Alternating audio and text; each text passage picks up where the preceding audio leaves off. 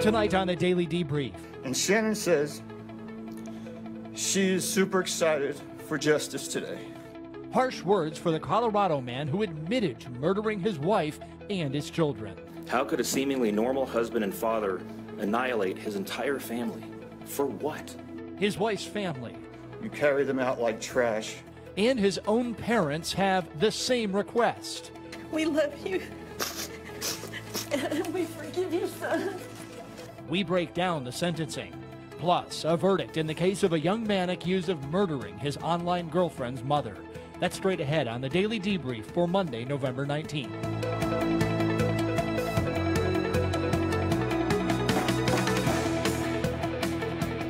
And good evening, everybody. Welcome to the Daily Debrief. Sentencing today for Chris Watts, the Colorado man who admitted to murdering his wife, his two children, and for causing the death of his unborn child.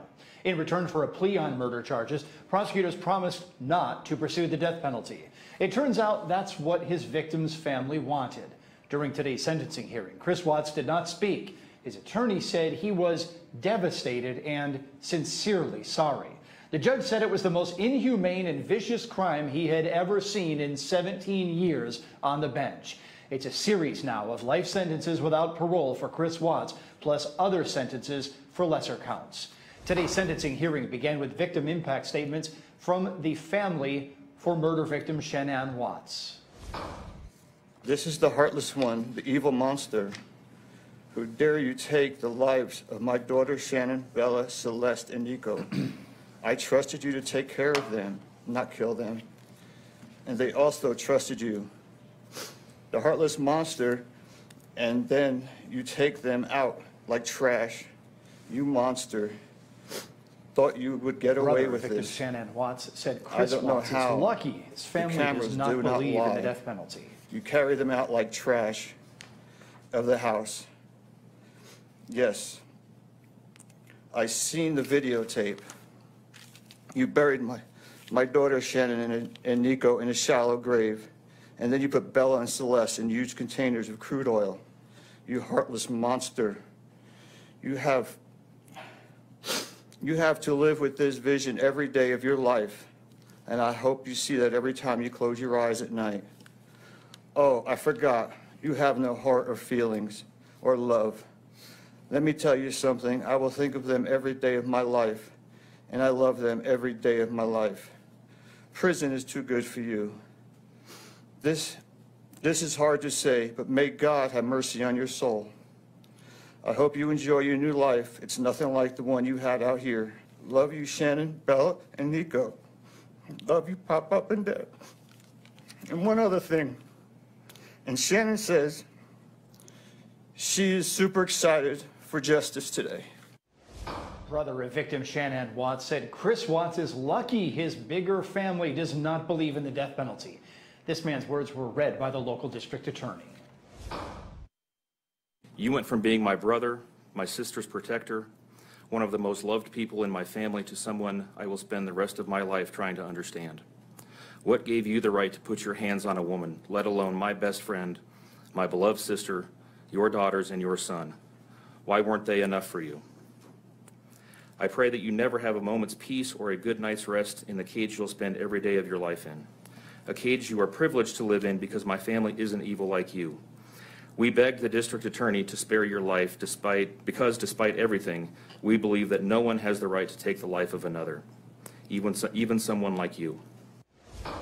The mother of Shannon Watts thanked people from around the world who prayed for and comforted the family. I have no idea who gave you the right to take their lives.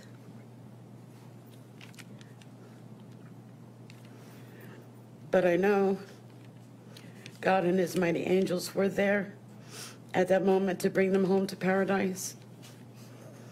God gives us free will. So not only did you take the family of four, your family of four, you took your own life. I want the world to know that our daughter and her children were so loved by us. They will always be protected by God and his mighty angels. I didn't want death for you because that's not my right. Your life is between you and God. now, and I pray that he has mercy for you. Next, a surprising statement from the defendant's parents, who had lashed out at the process and suggested their own son was being pushed around.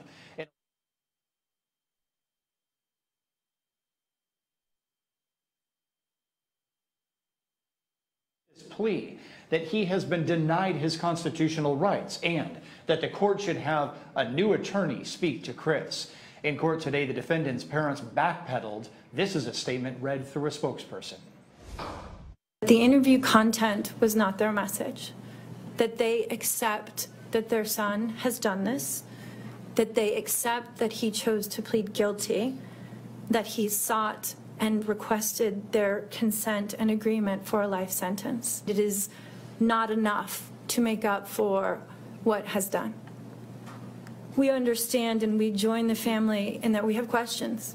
My clients indicate that they understand that a full opportunity for a confession with all of the responsibility and accountability has not occurred. And they support the family and the request that that happen, if not today, at an appropriate time, in an appropriate manner, so that everyone can have peace, to understand to the best of their ability the details that they need and to have their questions answered. And by giving this opportunity of a life sentence, we hope that he embraces that moment, that had the death penalty been pursued, there would not have been an opportunity to be accountable and to give a full confession. And had the death penalty been sought, counsel would have fought for his life, the prosecutors would have been engaged in a multiple-year battle, the families would have been torn apart, this community would have had to subsidize it and endure it, and we have so much respect and gratefulness that that did not happen. We would strongly encourage Christopher Watts to give that full confession in the tone and in the timing that he thinks is appropriate with the guidance of his counsel. So Chris Watts' parents want him to confess. Next, his mother decided to address him directly. He could barely take it. I have known you since the day you were born into this world. I have watched you grow from a quiet and sweet, curious child who Bella reminded me so much of, to a young man who worked hard in sports and later mechanics to achieve your goals. You are a good friend, brother, father, and son. We have loved you from the beginning, and we still love you now.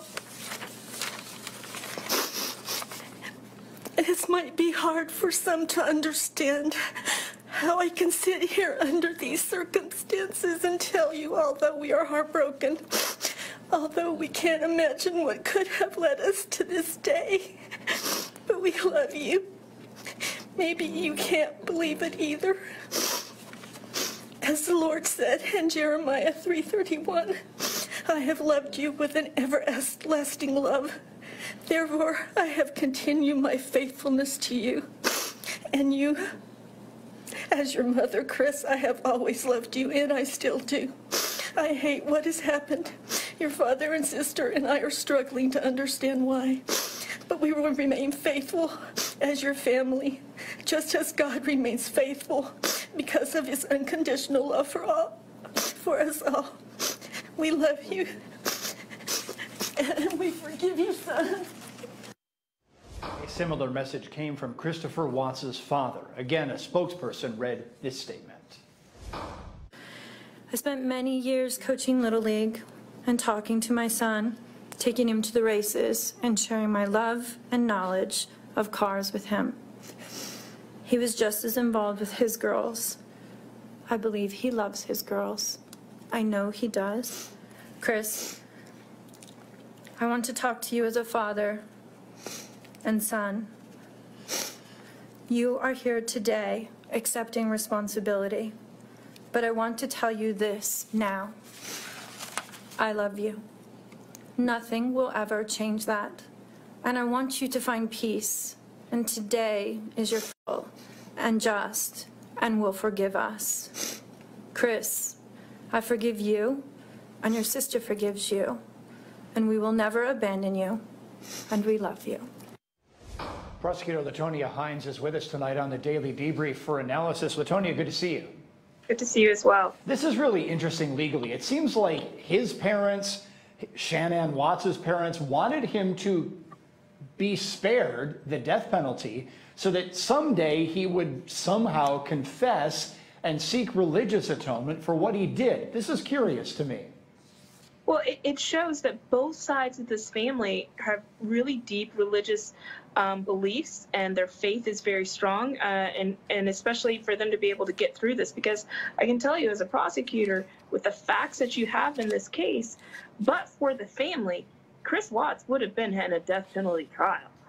But for the family, for something so egregious to happen, and plus his own behavior after the deaths and after when they were missing, and his lies, so many lies, and even trying to shift the blame on Shanann for the deaths of the children, it would be very hard for a prosecutor to feel that this wouldn't have been a death penalty case, but for the family. And you have to respect that, because they have to find peace within themselves for what happened, and especially for his parents, knowing that their child was the one responsible for the deaths of their daughter-in-law and their grandchildren. Exactly. The prosecutor said that Shanann arrived home from an out-of-town work conference at about 1:45 in the morning. From there, the prosecutor laid out what he believes the evidence shows. The defendant coldly and deliberately ended 4 lives. Not in a fit of rage, not by way of accident, but in a calculated and sickening manner. The doorbell camera on their home shows her arriving back home from the airport. Shortly thereafter, at least according to the defendant, they had what he referred to as an emotional conversation about the state of their marriage and about what their lives would look like going forward. What was said during that emotional conversation, only he knows. What we do know is that shortly after that, the defendant strangled her to death with his own hands. We know that he slowly took her life the morning of August 13th. We know that this was not done in an uncontrolled, vengeful manner that he tried to describe to agents from CBI and the FBI. If that were the case, you would expect to see vicious, horrible bruising about her neck, shoulders, and face. You would expect to see the hyoid bone in her neck broken. You would expect to see some kind of defensive wounds on his body as she struggled and fought for her own life. None of those are present. The man seated to my right smothered his daughters. Why? Imagine the horror in Bella's mind as her father took her last breaths away. Your Honor, understand very clearly, Bella fought back for her life. The other child had no defensive injuries. The prosecutor said a neighbor's doorbell camera caught footage of Chris Watts loading the bodies into his truck.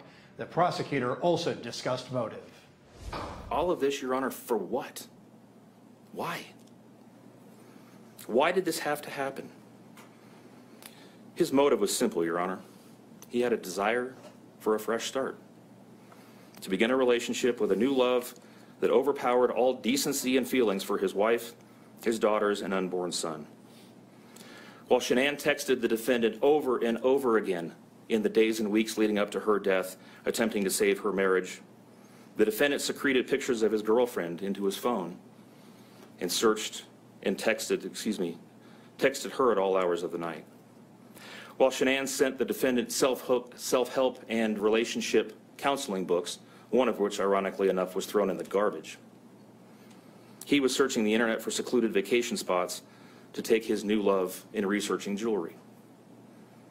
And while Shanann took the girls to visit family in North Carolina, the defendant went to car museums and the sand dunes with his new girlfriend. The stark contrast between the subjects of their internet and text content is absolutely stunning. Even the morning after he killed them and disposed of their bodies, he made several phone calls. One was to the school where the girls were supposed to start, telling the school that the girls would not be coming to school anymore, that they were being unenrolled, presumably to give him some more time before law enforcement notification about them going missing. He contacted a realtor to start discussing the selling of his house, and he texted with his girlfriend about their future. None of this answers the questions of why, however. If he was this happy and wanted a new start, get a divorce. You don't annihilate your family and throw them away like garbage.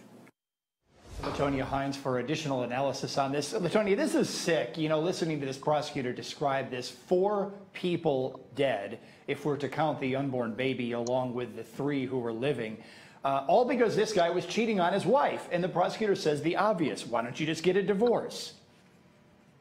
Yeah, and here's the reality. It's much like Scott Peterson. He's just a narcissist, and what he wanted to do was totally escape everything. A divorce would mean maybe I still have to pay child support, maybe I have to still pay alimony. He just wanted to be able to get rid of them. And it's true, the prosecutor said strong words, but they were true for the facts. When he said annihilate his family and throw them away, you kill your children and you put them in a vat of oil. I mean, just absolutely insulting, absolutely just monstrous. Like, there's no way to explain that away. And the prosecutor's right. He had multiple other choices to make, and this is the choice he chose. Yeah, it's disturbing all the way around. But the bottom line here is that we have a life sentence, a number of life sentences, along with additional sentences due to some of the lesser charges here. Latonia Hines, appreciate your analysis on this case as always. Thank you. And still ahead tonight here on the Daily Debrief, a crafty burglar figures out a unique way to try to get candy out of a vending machine. Plus, a verdict in the case of a Wisconsin man accused of traveling to Missouri and murdering his online girlfriend's mother. That's straight ahead on the Daily Debrief.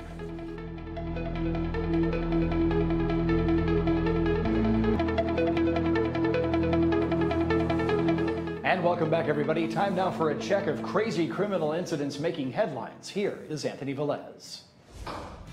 Here are today's top crime stories trending on Law&Crime.com and across the country. An inmate in Texas who reportedly beat his accused child molester cellmate to death allegedly claimed God and his mother gave him the okay for the murder. 42-year-old David Faustino Flores, who reportedly suffers from schizophrenia, allegedly fatally beat 76-year-old Clinton Don Simpson at the Tarrant County Jail, claiming his dead mother and God told him to do it. Simpson was facing child sex abuse charges at the time of his death. Flores, who was in jail on an October assault charge, now faces a murder charge. Rapper Tekashi 6ix9ine is in federal custody in New York after he and 3 of his associates were arrested on racketeering and firearm charges. The 22-year-old rapper, whose real name is Daniel Hernandez, was arrested and now awaits a court appearance.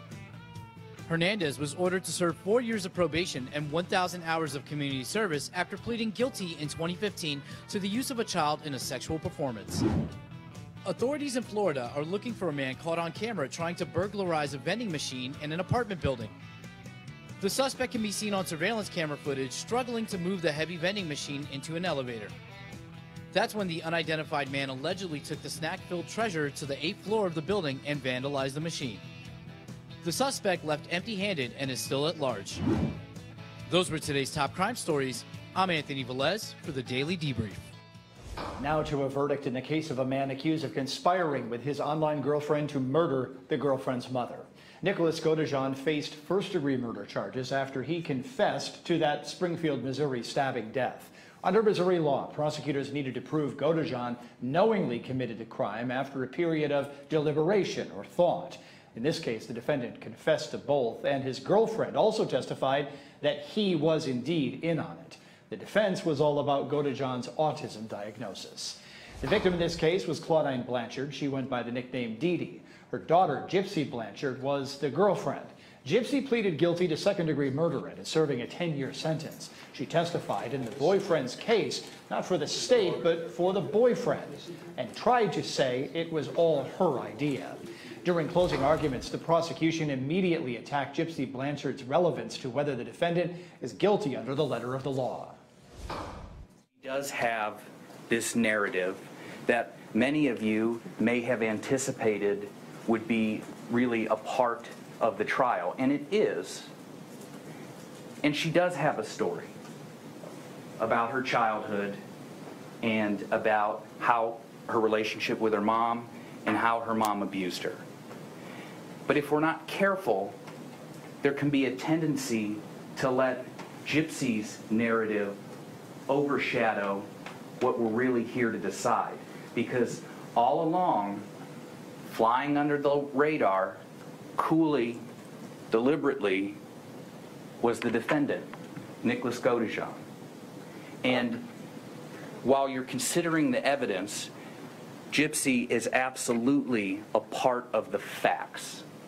But when it comes to your legal determination of the defendant's guilt, which you were given in instruction number 6, she's not.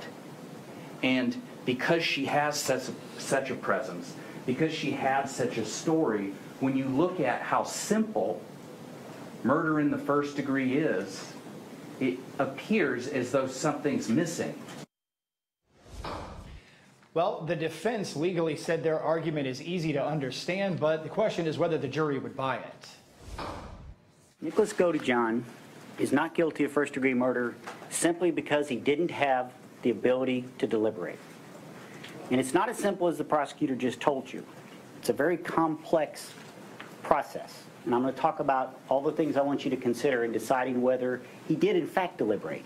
And I believe when you hear all of what we all have to say, and you think about all of the evidence, you will come to that conclusion. He did not deliberate. Now, let's get one thing straight. Quick bit of the defense closing now to the verdict itself. As to count 1, we, the jury, find the defendant, Nicholas Godejohn, guilty of murder in the first degree, as submitted in instruction number 6. We assess and declare the punishment for murder in the first degree at imprisonment for life without the possibility of probation or parole. As to count 2, and that's signed by the foreperson. As to count 2, we, the jury, find the defendant, Nicholas Godejohn, guilty of armed criminal action as submitted in instruction number 10, signed by the foreperson. It's life in prison for Nick Godejohn, and that's all the time we have for today on the Daily Debrief. We'll see you back here tomorrow, starting at 9 a.m. on the Law and Crime Network. Good night.